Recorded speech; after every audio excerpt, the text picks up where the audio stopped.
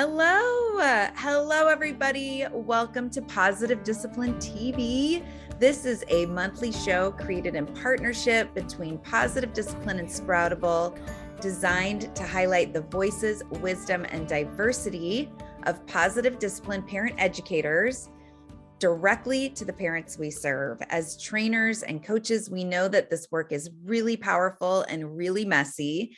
And with PDTV, we're hoping to bring the practice of positive discipline to life and leave viewers feeling empowered, encouraged, and able to carry it on inside of their own families. I am Casey O'Rourke. I'm a positive discipline lead trainer, coach, and the adolescent lead at Sproutable.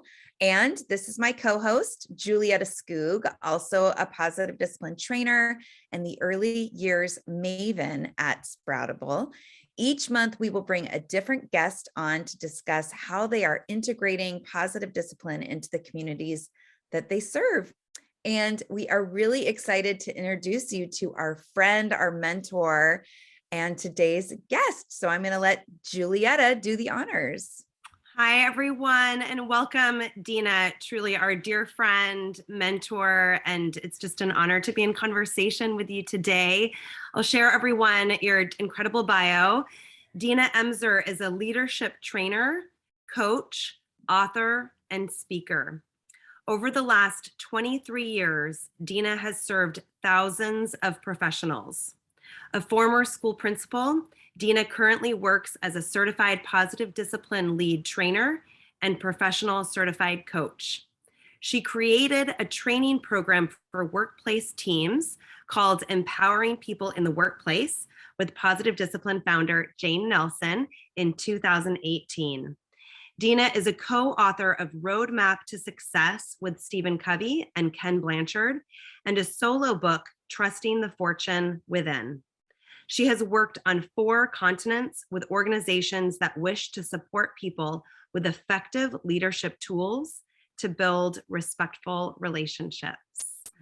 Thank you so much for being here, Dina. We are so excited to be in this conversation and can't wait for you to tell everyone who's watching about your journey in discovering positive discipline. Thanks, Julietta and Casey. It's my pleasure to be here. I'm really honored too. And it's a good story. So it harkens back to January of 1989.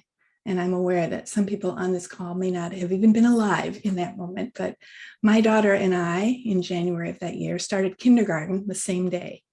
And we had transferred her to a private school, and it was based on all of Dreiker's and Adler's ideas. It was called a Corsini for Our School. And the R's stood for respect, responsibility, resourcefulness, and responsiveness. And so it was sort of like pre-positive discipline in the classroom, right? Because it was 1989. So the thing that really was a transformational moment is when I walked into the classroom on a Monday and I looked at the agenda, which was on the wall for all days, and Tuesday at 10 o'clock said class meeting. I'm like, uh-oh, I knew nothing. I hadn't been trained. I basically got scooped in for a position where a teacher stepped out because she was expecting her first baby and they didn't have a full-time sub. And so I'm like, guys, I say to the kindergartners, I'm really sorry about this, but I don't know how to do class meetings, so we're going to have to wait until I get the training. And so in all their 5 and 6-year-old wisdom, they said, Dina, don't worry. We know how to do it. We've got this. So Tuesday at 10 o'clock in the morning, I sit on a first grade chair in a circle with a talking stick, and the kids totally did the entire thing. I mean, the school started with 3-year-olds. So from the age of 3, they had already circled up and started sharing compliments. And then at 4.5 started really doing more distinctive problem solving together. So it changed everything for me.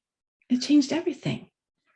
And so immediately I started going to the NASAP conferences, North American Society of Adlerian Psychology. So the first one again was in 1989. And then later, Jane Nelsen and Lynn Lott of the Positive Discipline fame started doing workshops in association with the NASAP conferences. So that's where I started to get trained in the positive discipline language and genre, but I already had the advantage of teachers in that school modeling it for me. And then 3 years later, the director left and the board asked me to be the director.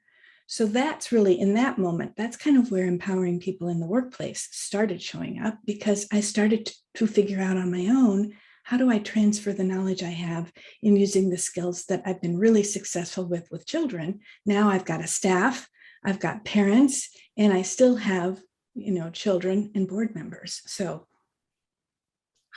it was a deal, let me tell you, learning. Well, and it says a lot about what other people saw in you. Isn't that crazy, I mean, Casey? Come on. I know. I had barely been there, but I just loved it so much. And I knew that after 10 years in public school teaching, that it just changed everything for me. Yeah. And I was ready. Yeah. So that's a long time. 1989 was a long time ago. No kidding. Back in the 1900s, as my kids say, right? Exactly. So talk more. What are you doing now? So you had all this work in the schools. I know that you've done a lot of work in Chicago, in the area where you live, as far as training people up, parent educators and teachers. Yeah. What does it look like now? What are the workshops that you get super excited about these days? So I get pretty super excited about any workshop in positive discipline that I get to do. I really feel like parents are my people, because I'm a parent and now I'm a grandparent. And that's kind of was sort of where I really got to enjoy the immediate benefits of making some of the shifts. I love school people because I was a school person. I love school leadership teams because that's also was my jam. And then what happened is that while I was a school director, it was a pretty overwhelming job, I'm not going to lie. And a woman that I really liked and trusted, sort of like another version of Jane, Nelsen, came up to me at one point. And she's like, Dina, I'm doing this new thing called coaching, and I really think you'd be a good candidate for, enjoying this program. So I started coaching with her, and it really, really helped. It helped me a lot, just understand myself better and start to make some changes. And so I thought, I need this training too. So then I got trained as a coactive coach. So after 10 years of being school director, I decided it was time for me to move on to be a full-time educational consultant and also become a coach. And I thought, I will coach teachers and parents because they're my people. But guess what? In the Midwest, in the early 90s or even late 90s, nobody knew what coaching was. So nobody wanted to pay me to do it. So then I thought, well, shoot, what am I going to do now? I got my R of resourcefulness out, right, from the kids. And I said, I'm going to start working with business people, because if I can do one of two things or both, reduce their stress and increase their bottom line, they're going to hire me and they're going to give my name to their friends. And that's kind of what happened. It got a slow start, but I noticed that I was just constantly not only using my coaching skills, but also sharing little nuggets of information with these business folks that I thought would help their culture and relieve their stress, because relationships are everything, and they were making a pretty big mess. And it just helped everything. So, hence now I've been doing that for this number of years. And again, that gave me more impetus to continue to come to Jane with a conversation that we needed to write empowering people. That's fascinating to me, because so I just want to highlight something here that I love. Like, you were a school person, you were a parent and a school person who said, I could take this into like corporation, in the corporate world. To me, Dina, that is terrifying. Like, I feel like, oh my gosh, I have no idea what like my friends that are in corporate America, I am just like, I don't even know how to grasp what your day-to-day is like. So share, and I realize too, like, that's my own stuff for sure. Everybody's humaning around regardless of what their workplace looks like. So talk about empowering people in the workplace and that work. I mean, how, like, just tell us more about it. Because Julietta and I, neither of us have actually done that training, which I'm really curious to have my turn going through it with you. But talk to us a little bit about how the work that we do with parents and teachers translates into workplace environments. Well, you said everyone's kind of humaning around, right? It is a humanistic Technical model. term, by the way. Yeah, I Humaning love it. around. Yeah, humaning around. It's a humanistic, it's a psychological approach. So there's really no one that we can think of that wouldn't benefit from training in this regard. And when you think about it, I can't remember. Recently, I read a statistic that was mind-blowing about the number of people in the business world right now who are being asked to work on teams.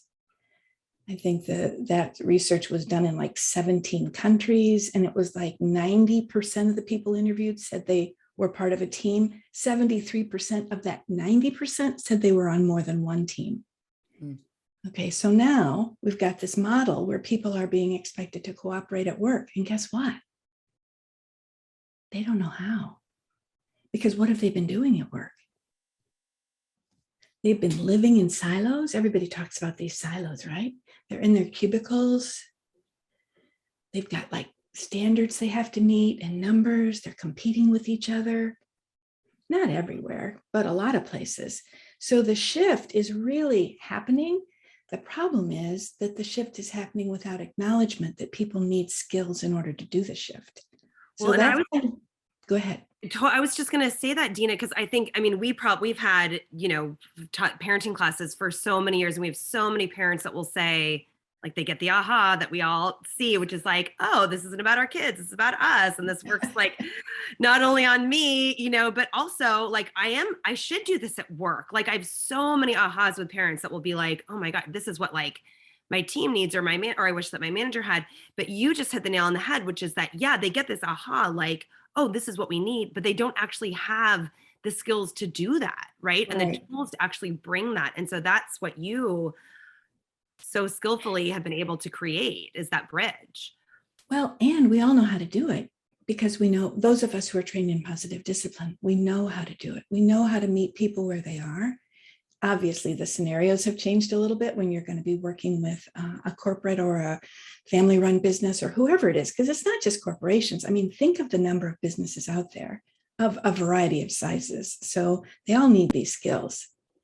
Even entrepreneurs, we've had a number of entrepreneurs take this course, and they're wanting to build a team of outside professionals that they're contracting with, but they still need the skills.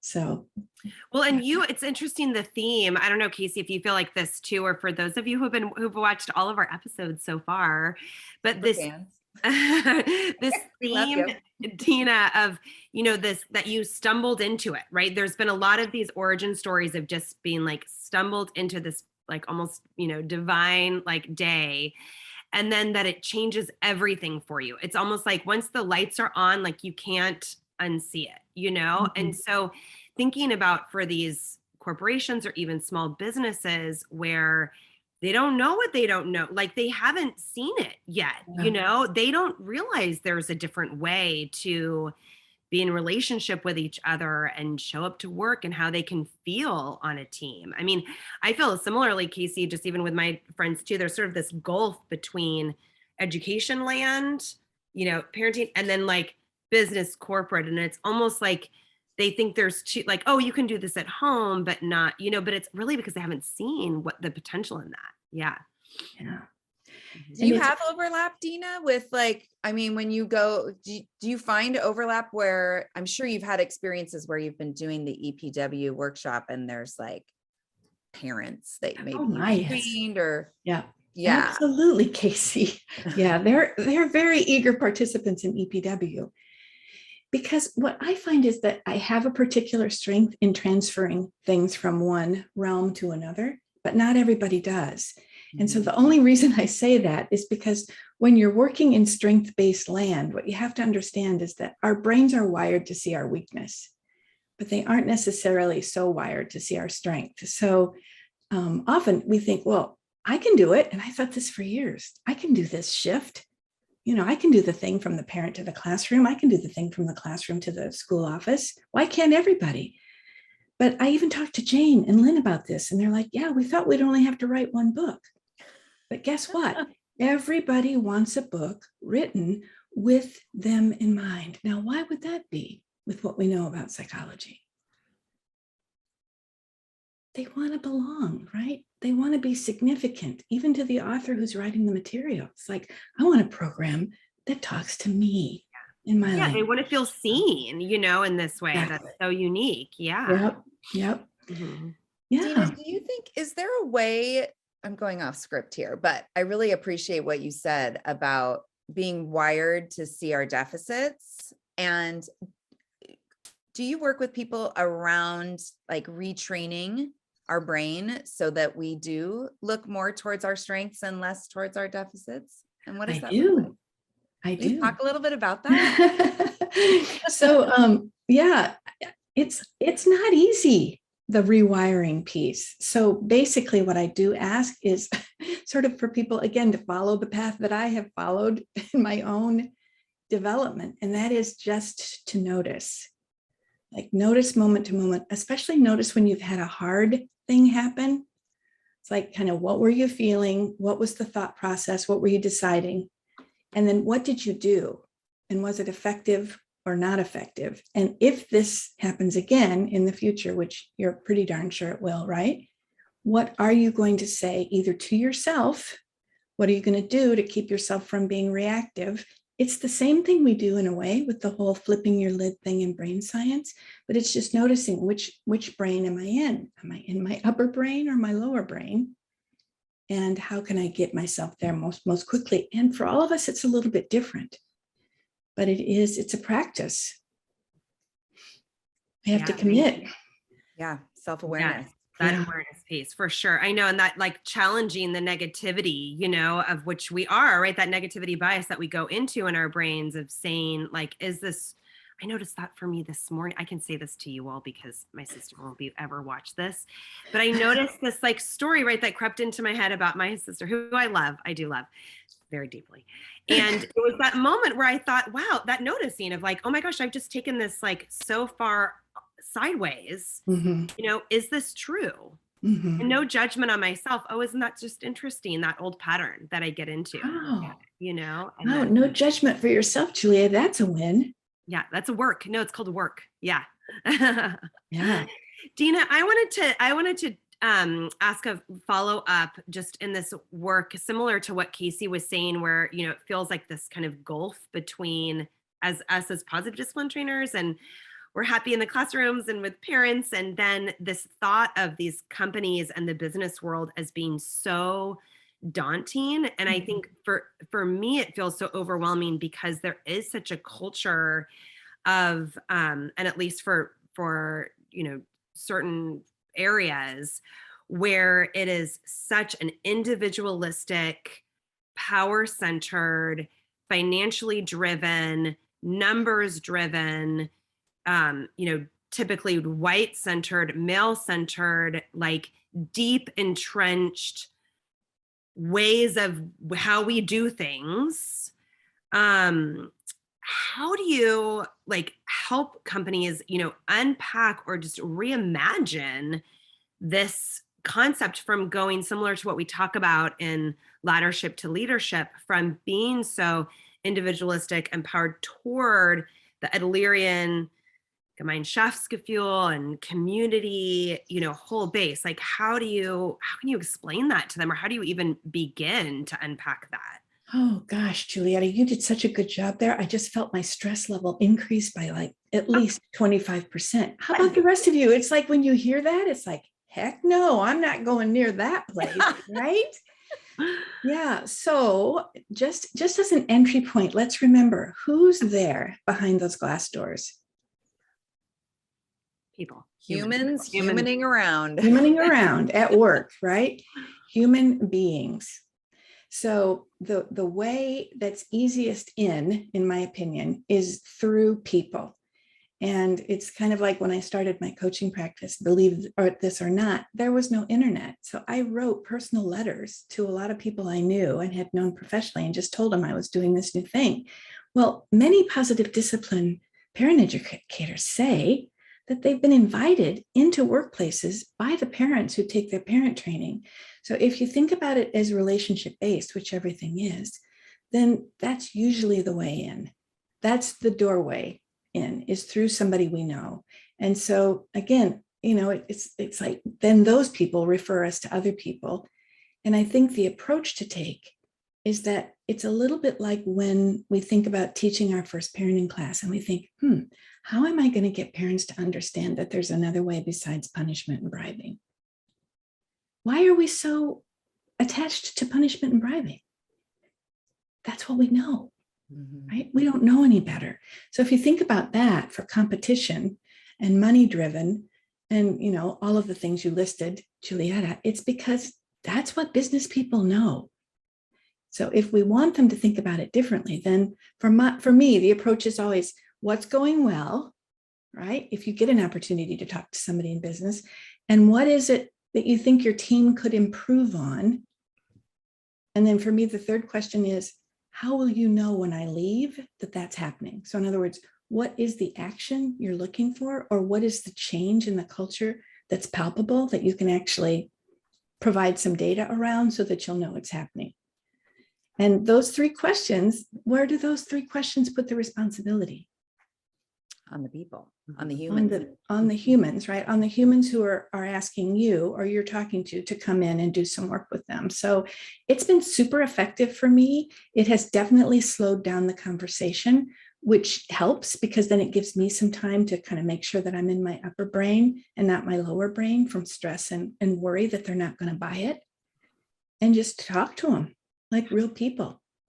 Well, and you model so beautifully, and I hear Jane in my head, and Jody constantly too, about it's not about selling anything. It's not convincing. The true educare is to draw forth for them to have their own aha. It's not you come in, I'm going to change everything, and here's why, right? Yeah. But it's that skill set that you bring as a facilitator asking those questions in a way and guiding them, just like we do with our life skills list for parents, those goals that they have as a company, to draw forth how the aha for themselves for how they're gonna get. Yeah, and my goal is always to do that in the first consult. So whether they hire me or not, I hope I've given them something really helpful to think about. But when you think about this laddership to leadership piece, right? I think the trick is sometimes in positive discipline, we get stuck here. It's like everything's supposed to operate from here all the time. And if you work with business folks, they're part of this ladder, this verticality based on roles, education, age, experience, lots of things. But the idea is, even if they're a corporate model where everybody's top down, there's still potential for this to exist. Because this is about dignity and respect, right? This is the place where all of us line up as equals.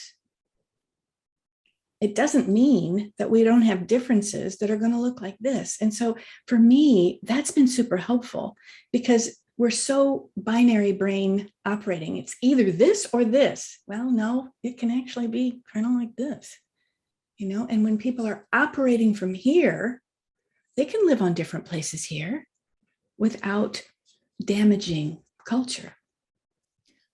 Oh, I love that, Dina. That helps me a lot. When I think about laddership to leadership, there's the conversation around, but with parents, right? But I'm the parent, and I will respond with, yeah, you still get to be the leaders, but we're looking at all of these tools that you get to practice inside of your container, which is your family. But you just added a little bit more meat to that conversation by just highlighting, you're right, you are the parents, and there are things vertically that exist because of roles and age and all those things. And we still get to be in our roles while treating everyone with dignity and respect, that kindness and firmness and mutual respect. We actually need those differences because we can't operate if we don't have different strengths and different roles. It just doesn't work. I know. And I'm thinking of even on a grander scale, I'm here in the Pacific Northwest, and the district that I was in for 15 years, Seattle Public Schools, is a massive district with, talk about it, hierarchy and departments and top down. And especially as a psychologist, we would hold our breath as we walked into the meeting for the latest, like, got to do it this way. And this, the latest just taught, like, no asking of us what would be helpful for our role for the 3 schools that we're in and all of these things. And so thinking about that shift too, I think is empowering people in the workplace, where we might feel so overwhelmed by this top down, like we can never break out of this system. Like it's too big, and yet, so we do have to exist in it. But when you turn that ladder, the idea of having, that space, we still deserve that dignity and respect. And here's what it looks like. And that ability to even, that the confidence to say, here's what I need, here's what I'm going to ask for. And what, even within my own connection and firmness at the same time, here are my own firmness, here are my own boundaries and limits for things within that structure can be really empowering for, Exactly. So do you have any, you talk about how to do it so skillfully. Do you, and I'm wondering, because we've all had those horror stories in our own facilitation, but have you ever gone into those corporate places and like it did not land so beautifully? Oh, heavens, yes. Heavens, yes. Tell us everything. So a couple of things come to my mind, and one I want to start with because I think it's a pretty common issue, and I actually think I handled it fairly skillfully, where the second one, I got fired. So I'll just tell you both of them really quick. But the first one is, how you go into a room and you sort of size up the people that are there, and you can tell who are going to be the thorns in your side, like who are the ones who aren't buying it and who are the arms crossed across the chest. And so I've had this happen to me several times. And part of it, I can kind of relate to the fact that I have a control top card. And what I noticed as a classroom teacher is that I was sort of a magnet for power struggles, because there was something about me that just invited it until I knew what it was. And then I could make arrangements to shift, right? So I'm used to attracting that, actually. So what I've learned is just to go over to that person right away and try to make a personal connection. If possible, find out a little bit about their story. And not that I don't do this with everyone if I can, but I certainly pick those people out in advance that I think might be sort of the hard sell folks, or the ones who have a chip on their shoulder. And then if it's possible, I ask them for help. So I give them like a special job, and this sounds a little elementary.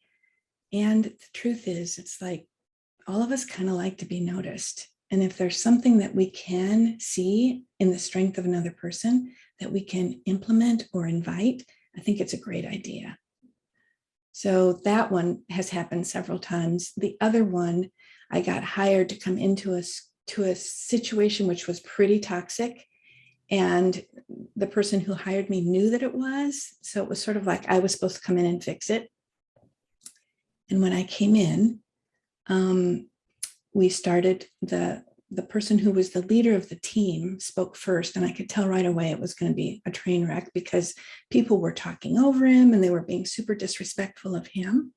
So then when it was my turn to get up and start presenting, I started calling on people by name because they had name tags on. And then there were a whole bunch of people who were sort of snickering and giggling. And I'm like, what in the world is going on? So fortunately, someone who wasn't part of the prank said, they've just switched name tags. And I thought to myself, how old are these people? I was just going to ask, are these grown-ups? Exactly. But I think it was just some of the people who had been there a long time and were kind of doing a power grab away from the person who was the team lead. And so I just said, guys, I have to share something with you. I'm not feeling very safe in your company right now. And I wonder if there are other people who come into your business or do business with you and don't feel safe. And the room got very quiet. But after that, interestingly, people were a bit more cooperative. But following, I was supposed to do 3 sessions. I got a phone call from the leader, and he's like, I'm really sorry, but I'm going to have to cancel your contract. And I could not have been happier. Yeah. So I think, it goes back to that idea of kindness and firmness. And the thing I want to say is that we all have this power, regardless of the culture, regardless of the leadership. We all get to choose. we can be both kind and firm, whether it's the culture or not. And we don't have to bang people over the head with it, but we can state our truth. We can stand our ground. We can decide what we will do and do it. Is it easy? No. Does it get easier with practice? Yup. I think it's so interesting too, wherever we've kind of entered into positive discipline, whether we entered as a teacher or a parent or a business person, how it's so easy to not easy, but like you hear this conversation around kindness and firmness as a parent, and you practice that, you practice that, you practice that. And without totally realizing, and I'm definitely guilty of this right now. Like I'm really working it with my kids and I'm feeling all this tension with my partner. And when I put the lens of kindness and firmness on, I can see the places where I could be practicing a little bit differently with him. I think it's really interesting that we don't always realize how universal, or as facilitators, I know there's a lot of facilitators that are watching too. And, we talk about walking the talk as we facilitate parents and how easy that can kind of slip when you're in the moment with a class or a client. For me, the piece that where my wobble is in the firmness. And I really appreciate hearing you speak your truth and like connecting that speaking our truth with the firmness piece, I think is so powerful. And those tools, like saying, decide what you will do, and this is what I do have control over, like limited choices, all of these little tools that are for life, really walking through are in relationship with each other, whether they're other grownups in the room or our kids or partners or sisters or yeah. It reminds me too of our conversation with Natasha talking about reparenting with, doing workshops with people that don't have children either, which I'm sure a lot of times you have in empowering people in the workplace. Oh, yeah. They don't have children in their lives or they're younger and so this really is a whole new, like, lights on, and those same tools, as I'm looking at Jane's sweet face, like are so powerful because they really are universal in this way, Exactly. for to use on ourselves too. Exactly. Yeah. Well, and Positive Discipline was cited as one of the top 5 parenting books that could also help managers. So we have an activity called Parent Leadership in the EPW that's about, think about the things that you've learned as a parent or from your parent about leadership and how might those help you?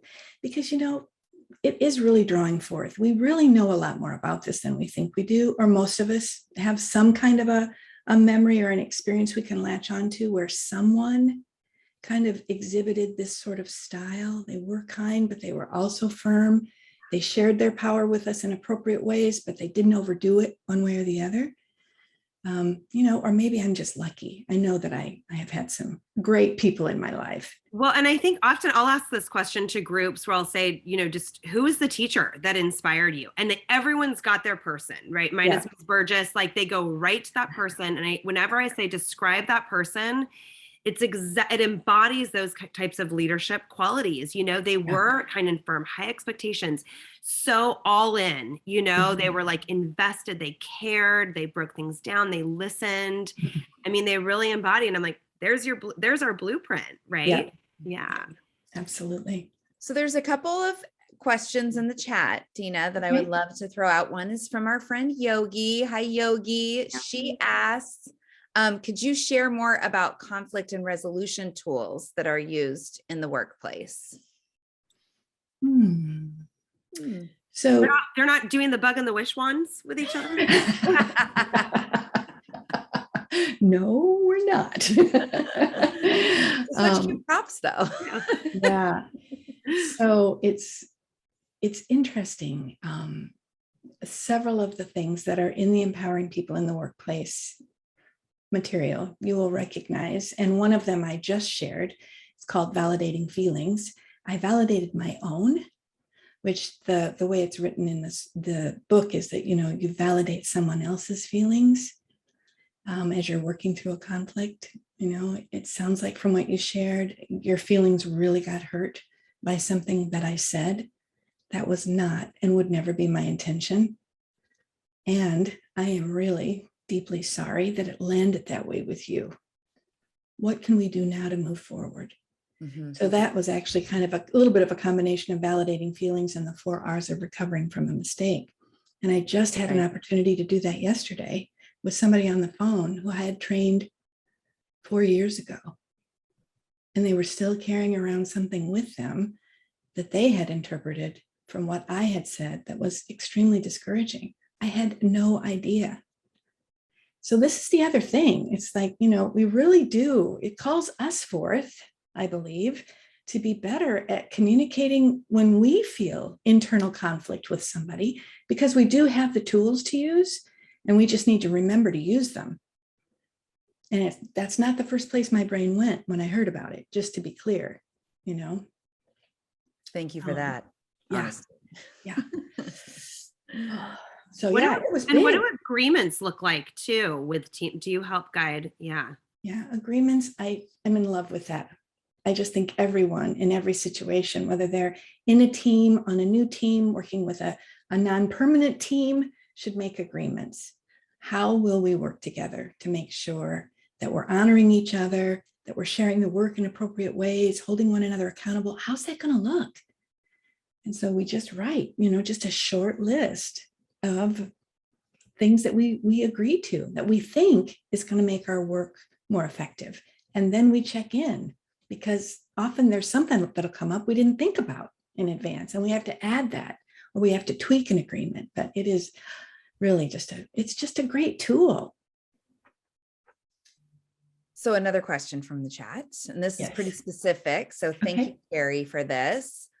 Can you give more advice for how to handle a participant who seems to create a negative energy in the room that other participants absorb to the point that they drop out while the negative participant continues to say? So this sounds like a very popular challenge. What would you do in that situation? So this is definitely a leadership challenge. Mm-hmm. Because if you have somebody who's so powerful in your parenting group, who is kind of kicking other people out, and you haven't addressed it with that person, to me, that's a place where there's a little bit of a hole there for me. So as soon as I would see that happen, I would talk to that person privately. And I would certainly try to acknowledge them in the group. So Casey, you and I talked about this little thing that I sort of have in my hip pocket all the time. And that is that if somebody brings something up in your parenting class or on your team, and it's like way out there in left field, and you're pretty much thrown off, it's like, well, this does not follow the program. When I'm in my upper mind, I can say to the group, wow, you know what, Casey, I kind of appreciate you bringing that up. Because I know you have courage and your voice is strong, I bet there are other people in the group who may be feeling something similar and just don't have quite the wherewithal to bring it up. So let's put it on the parking lot, or let's just agree that we're going to address this. It is coming up, actually. Something's coming up in the next presentation that's going to address this very thing. So again, thank you for having the courage to bring it up. So if you can imagine doing that, what do you think, what would be the impact on you if I said that to you? Just think about that for a second. And what would be the impact on everybody else in the group? Yeah. It's like, A, you kept your cool. B, you were respectful, right? You acknowledged, yep, that'd be a challenge. C, we're going to address it. And you're not discouraged, and you don't discourage anybody else. So it really has been a very strong one for me. Case what? Yeah. So everyone that's watching, when Julietta and I went through our advanced candidate training back in 2012 together, Dina was one of our facilitators, as well as Jody McVitie. And that's exactly the coaching that you gave to me. And I remember thinking to myself, as you were saying that, I'm not going to thank these people for pushing back. Like, I don't want them to push back. I just want them to say, oh my God, this is amazing. Thank you. And Dina, it is so, as I've grown as a facilitator, as I've grown in my personal practice of being a parent, of being, a leader in the community, it is my favorite. It is, it's such a great way to disarm. Like, I think people get hurt. They have this hurt inside of them for whatever reason, and they want to pass it on to you because you're this person that's trying to share something new. And I love it because it creates connection. It creates, I feel like the other person gets to feel like, oh, okay, I feel seen and heard.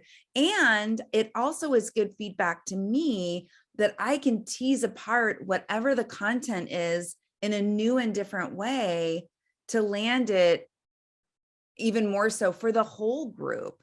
Yeah. So while I was very resistant to that coaching 10 years ago, I really, really appreciate it and love it. So Carrie, I hope that that's useful to you and your question, because that it is hard. I mean, nobody wants the person that's like, man, this stuff, but it can actually be really useful. And those people, just like the mischief makers in a classroom, those kids are fun. Those kids are interesting. And if we have the tools to kind of energetically put our arm around them and become comrades, it's pretty powerful. It's pretty powerful. And Carrie, I'll just say too, I mean, I think we could have a whole other session of just talking about the stories of those people that come in and just add the toxicity. And even, I mean, after we've been doing these for years and years and years, and we still get those people showing up. How many times, I lost count how many times I've done the asking versus telling activity, which always is like so awesome. And people are like mind blown and changed. And just recently I had a participant who fortunately was on Zoom, and because at the end of his, which he was supposed to be like, oh, I feel amazing, he was like, how I really feel like I just want to slap you. And I was like so freaked out, I mean, I really was freaked out. And I said, well, thank you so much for saying this, because it really highlights that if there has not been an authentic relationship or trust or tone, it is going to land in exactly that way. You don't know me. We started this activity together. Like, thank you so much. Inside, I'm dying, of course, like, wow. Oh my God, wobbly, like you say, but it is. And I do love, Maya Angelou says this, like in any challenge that comes our way, when we can say thank you, just like we say in positive discipline, the challenges are those opportunities to grow those life skills, for you as a facilitator, Carrie, and for us in life, like, thank you. And, what does that open for us, that space? Yeah. And how are we supposed to know it otherwise? The energy is still in the room. It just doesn't have a name, and you can't address it because it hasn't been spoken. So, yeah. It's helpful in that regard. It's challenging too, because it's kind of a power grab, but for me, especially with having a control top card and having power, it's kind of my thing. It's like, for me, the whole thing is about learning to share power. In ways that are appropriate for the situation, for the other person. So it's age related, it's experience related. But, when we're working with little kids, we have to start giving them appropriate power, or what are they going to do? Grab it anyway. So it's the same thing with adults. It's a power share. And Dina, I love that Casey shared that you are our trainer back at our advanced trainer. And for those of you that are parent educators and you're eager to learn more, you've gone through this first step, we both are just could not more endorse the advanced candidate training program. It is so next level for me. That's where I broke through for my deeper understanding of the Adlerian principles. It's such a skill. I mean, the lead trainers that guide you through it are just absolutely, incredibly like skilled to get us to the other side. It feels like this little camp cohort. Casey, I mean, we were forever. That's where we became really like the of soul sisters. Yeah. And so Dina, you were our, leader. And so I will always, hold that gratitude for you. And the way that you modeled this the skills, the facilitation, that part through that training always really stuck out for me. And my question for you is, when you have these people in your, especially in the workplace trainings, that have their own aha, like, oh, these are skills that I need to actually work on myself. And you embody them. I mean, Dina, you really embody them. And how do you help people like get to your, those first steps that feel so overwhelmed at like, oh my gosh, I have so much, like it sort of uncovers how much work they have to do on themselves, in order to be the leader, run these teams, be the parent, lead a district, like whatever it is. How do they, what are some first steps that you help people like kind of, when they've just dropped into that awareness and they're freaked out, I guess that's a pretty big question, Julietta. And you can slice it thinner. You can, we like to slice it thinner. You can pull any thread from that. Well, I think the people I really, really like to work with are the ones who do discover that. It's like that aha happens, and then they're the ones who also commit to it. So there's an aha that can happen. And if you're not pretty committed to digging a little deeper or being with the part of yourself that you didn't particularly like, you're really not going to use that aha for anything that's going to be forward movement. So I think, as easy as it sounds, it's like once you get the aha, you have to decide what you're going to do with it. Mm-hmm. And you have to commit to being with it, with accepting yourself. And as much as I absolutely love to hear the things that you said about me as a trainer for you and your ACT, the other thing I need to remind you and everyone else on the call is like, we're not perfect human beings, right? We're just not. And it's just like this thing I found out about that happened 4 years ago. I didn't know. And it's not something I set out intentionally to do, but there are always going to be people who, for whatever reason, don't hear your intention or whatever, or you just make a bold-faced mistake, and then it's what you do with it that really matters. But it's like, we're not going to go into this work and think that if we just work hard enough, we're going to be stellar at it, because we can definitely get better. I say practice makes better, but I am really trying to stay away from the perfectionist idea because it's deadly. Well, isn't that also the beauty that our children give us? Because they're so humbling and remind us every single day. My 3 children would love to remind me of how not positive discipline I am. Yeah. Your humility partner. Every day. Yeah. Every day. Yeah. Well, and something that I know comes up for me in some of the groups that I have a group of people that they get to just work with me ongoing. And sometimes, I'll get feedback of, oh, I need you in my head, which is funny because I've said the same thing to my mentors, right? I just need you in my head, which is, I love to hear it because I'm also like, control top card is right there tied with pleasing top card. So there you go for me. And I have to something that I do remind people of is I live and breathe and write and speak this work. I'm not just showing up once a week to a parenting class to have these conversations, and I think that that's really important for people to hear and remember, as they move through this practice, is we have, like you said, Dina, what do you choose to do with it? For those of us that this is our life work, we're choosing to practice it on the daily, on the hour, right? Because it is what we're immersed in. It's the water we swim in. So I think highlighting that for people is really important as well.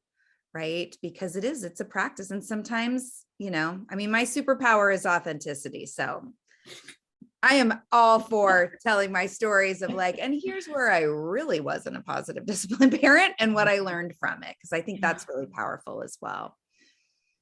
I put a post on social media recently that I'm not sure anybody got, but it's like, I woke up thinking about it in the morning from the night before. And it's like, we meet them one by one. So anybody who's interested in this kind of a way of being or this kind of work, and there's a particular group or a particular situation that terrifies you, I want you to just remember, we meet them one by one. So even if you're on a stage and you've got 300 to 3,000 people in the audience, it's like, you're still going to make eye contact. You're still going to connect with people. In my world, it's like, that's the only thing that makes it available for me to do. Otherwise, I just get overwhelmed and I just want to stay home. And that doesn't serve anybody. We need to be out there. The world needs us desperately everywhere, regardless of which door you want to walk through, business, school, home, meet them. Well, and even one by one. And you even seen this theme of in the chat of the questions around like kind of that one person, and even, you know, you saying, oh, I go right up to that person. I invite them in. I make a personal connection. Whereas of course it's so natural that we would want to like not touch that with a 10-foot pole, you know, and avoid and just and so that part where, you know, really seeing them as somebody that just wants to belong, you know, like in the jungle activity, I'm a child and I just want to belong. I mean, we all have that inside, you know, and so seeing those behaviors from those participants or the negativity or the groups or whatever as, you know, really an indication of something deeper, the underneath the behavior. Connection. Yeah. Mm-hmm. Yep. Yeah. Yay. Yay, yay, yay. Well, Dina, you are such a beautiful embodiment of leadership, and it's just always fun to talk to you. And so we have a question for you for people who are watching who, you know, could be a part of an organization that this came up in our last call. Actually, one of the participants was a parent at a school and really interested in supporting the school and shifting their culture. For people who want to begin to change a culture that they're a part of, what's a good stepping stone for them? A good first step? This is such a big and good question. And so something I read years ago when I got invited to come into a school district who wanted to change their culture, I felt like I had to brush up a little bit and do some reading first. And I read that we communicate culture in the stories that we tell about each other. And so especially as I think about a parent, Casey, who is part of a school culture and wants to change the school culture, one thing that parent could do is start watching the stories that she or he is telling about the school community. Because, you know, when you think about it, if it's a toxic culture, what are the stories? What are we looking for? More examples of how toxic the culture is, right?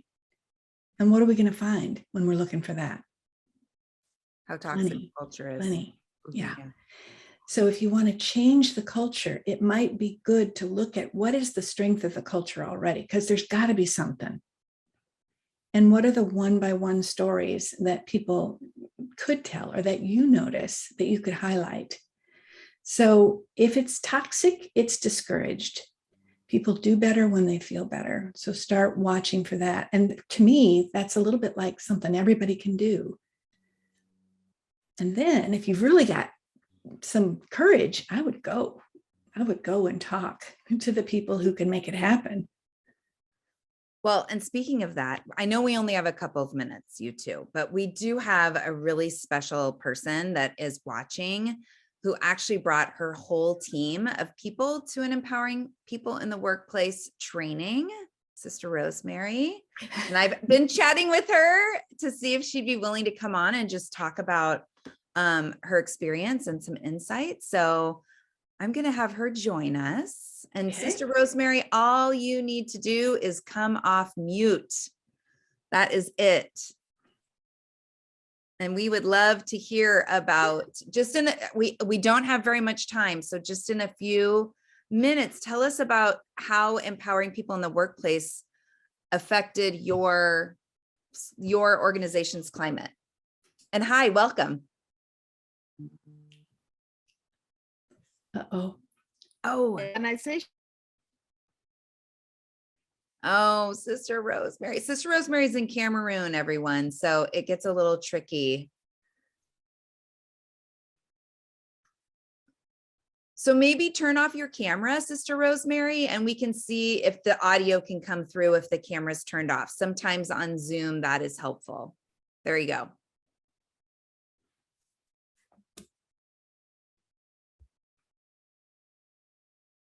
Oh, darn it. You know, worth a try though. Oh, so all right. Well, Sister Rosemary, we appreciate you and we're so glad that you're here. But the connection is not making this work. So back to the three of us. So just so everyone knows, there's a really great story about Sister Rosemary and her organization coming to empowering people in the workplace. And let's save it for a future episode too, because that would be, and we'll make sure there's the Wi-Fi is in connection when she's traveling somewhere. That's some sweet. Yes. Mm-hmm. I just want to have, can we have, this conversation just felt so vast and deep. And I want to tie us back to your bio where we began. And will you just concretely, Dina, tell us like the things that you're doing? You are doing a lot right now. So you are doing life coaching, like tell us where we can find you, what you're doing, how people can really like work directly with you. Thanks, Julietta. So the easiest way to find out is just to go to my website, dinaemser.com. Empowering people in the workplace is really my focus right now. So there is a workshop that's beginning. You can still sign up for it. It's happening in June. That one is in English. There's also another one in English that Yogi and Nuria are going to be facilitating, and that starts in September. So there's lots of time for that one. And I'm also doing a lot of group coaching. So I'm coaching a number of women in a group. We call it Leader Lab, and that's been really fun. It's a kind of combination training and coaching program. And I'm doing a parent coaching teleclass right now. We've got a couple of people that are in that class that are on the call today. And then I do private coaching, private leadership coaching. So, yeah. So, and that's for anyone. I mean, just that encompasses anyone who would love to benefit from your wisdom one-on-one in a leader. I mean, that leadership, as we've talked about in this hour, that can be anywhere. That can be teacher, that can be parent, that can be corporate, that can be manager, that can be CEO, that can be, you know, anyone running a team. I think about like here in the Pacific Northwest, again, we've got Microsoft, we've got Google, we've got Amazon. I mean, you know, everyone in these roles. What? Yeah. Oh, you're muted. Oh, the power that we have when Casey's muted. I was going to say, we've got Sproutable in the Pacific Northwest. That's right. Yes. So yeah, just thinking about that. I mean, I think that for me, that's been this conversation has helped me reimagine like what the workplace looks like in these teams, and, you know, and taking these principles and these tools of positive discipline and really thinking about it like in a global way, you know, across relationships in any capacity. Yeah. And I just want to say too, that the Positive Discipline Association is doing a series for teachers this summer, and I will be doing one of those 2-hour sessions on kind and firm at the same time. And so for me, this is sort of the magic of positive discipline. It's also a big challenge. So I'm just loving that I get to address that topic. And so I want to just like challenge the people who are on this call or watching the replay, take action, like send, you know, the people that you're thinking about, your own teachers that are in your life or districts or your workplace, or the people that you know that would be helpful for this, send them this information, send them the information about Dina, send them the information about the PDA, send them the information. It's all out there, and we need to all like continue to work together to really help promote it and share that information, because it's just that people don't know about it. You know, that's once they do, like we said, the aha is there. So we've just got to all really commit to send that. Yeah. So Louie, hi, Miss Louie. We're gonna make sure you all are gonna get an email later today, and with the replay of this, and you will get links and all the things about Dina's work and where you can find her. Yep. I'm going to wrap us up though, because we're right at the hour. So thank you so much for your time, Dina, and to everyone that showed up today to watch this episode of Positive Discipline TV. Thanks to everyone who's watching the replay. Julietta and I are really thrilled to hold this space each month. It's so fun for us. Thank you to Positive Discipline for their partnership with this project. Thank you, Jane, for all of your hard work and for always being here with us on our PDTV sessions. And viewers, you can find out where empowering people in the workplace workshops are happening at positivediscipline.com/events. And if you want to know more about what Julietta and I are offering parents, go to our website, besproutable.com. We have offers for parents of littles to teens, for nannies, for preschool teachers, for parent educators. It's a great place to find resources. And if you are interested in signing up for next month's Positive Discipline TV Live, go to besproutable.com/PDTV or positivediscipline.com/PDTV. We are going to be talking to Noha. Oh man, I was going to make sure I could pronounce her last name before I showed up today. Al-Shigari. I think that's how you pronounce her last name. Noha is a Positive Discipline lead trainer and the author of Positive Discipline in the Muslim Home. We're very excited to share her wisdom and to continue to deepen in our collective understanding of positive discipline. So watch your inbox for more information and the replay of today's event. Thank you again so much, Dina, for being here, and for all of you for showing up live and watching.